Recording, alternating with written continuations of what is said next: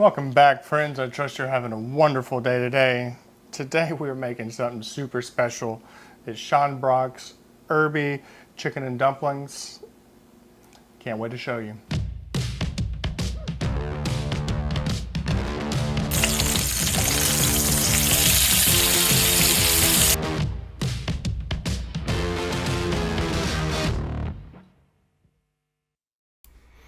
Well, so this video is going to be a little different. We're going to do just a voiceover here, but we're going to start off by prepping all of our veg. So we're going to start off and cut up about 1/4 cup of parsley, and then we're going to move over and do the same amount in chives.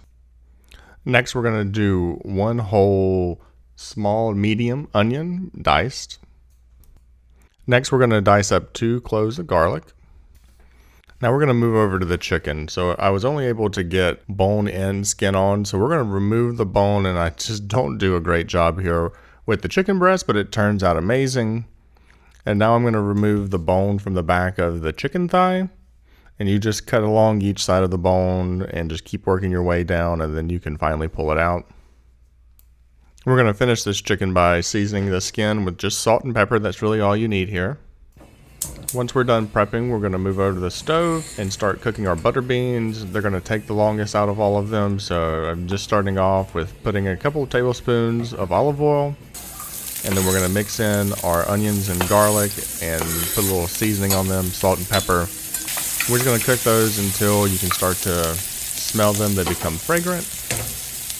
And then we're going to put our butter beans in, mix them around so all the oils and all the good flavor gets on them. Then I'm going to go in with about 4 cups of chicken stock.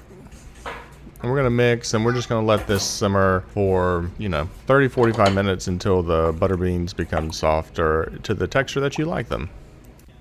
Now it's on to frying some of that chicken, baby. So we're going to go in about a couple tablespoons of a high smoke point oil. I think I'm using canola oil here. We're going to go in with skin side down. And don't forget to season the back side of your chicken once it's there. And we're going to cook that until it becomes super crispy. And then we're going to turn it over and let it continue to cook. And then once I'm done, I'm just going to throw it in a preheated oven to, just be extra safe and keep it extra warm while the rest of the food cooks.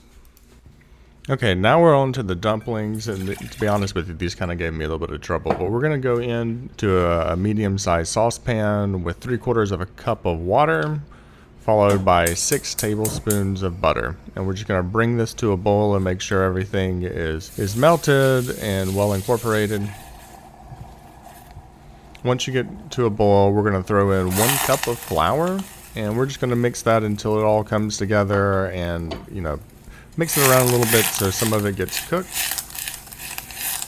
So now I'm going to transfer all of this flour butter mixture into my KitchenAid stand mixer. You can also just use a regular hand beater here, but the video cut out, so you're just going to have to listen to me talk while, I cook the actual dumplings themselves. So we're going to go in with 4 large eggs, and we're going to mix them in one at a time until they're well incorporated into your batter mixture. Once that's done, I'm going to go in with about 1/2 cup of, and in this case I'm using Jarlsberg cheese, but Tome cheese is kind of what the recipe specifies.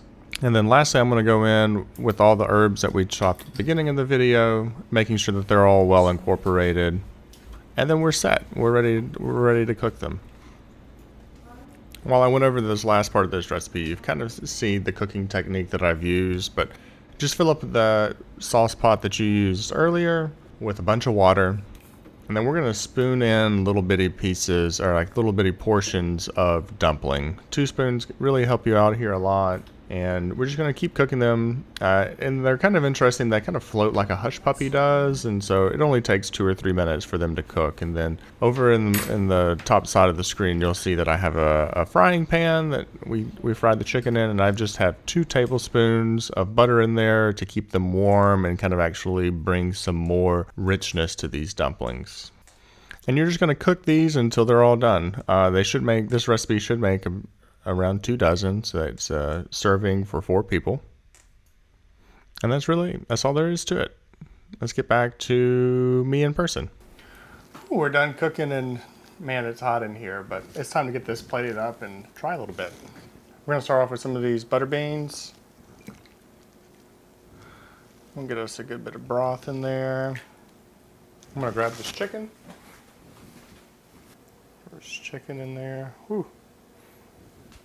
Now let's add us some few dumplings.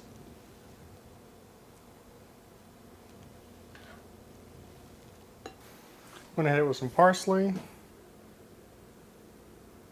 And that's all she wrote. Make it cleaned up a little bit and we'll do a tasting. Whew, we're all done. It's super steamy in here. I've been cooking all afternoon, made bread and all that other good stuff. So we're down to the last little bit. Let's get a little, let's get a little bit of taste of this. And just start off with the dumpling by itself to see how these are.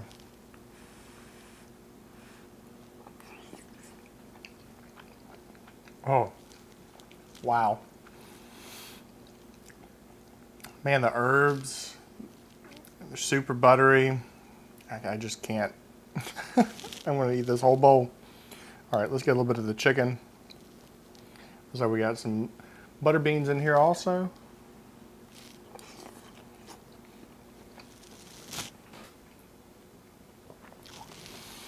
Wow. I don't think you could ask for a better Sunday meal.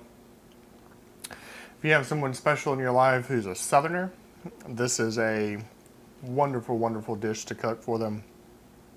I want to thank you for stopping by today. Remember to like and subscribe and go make this. This is just next level good.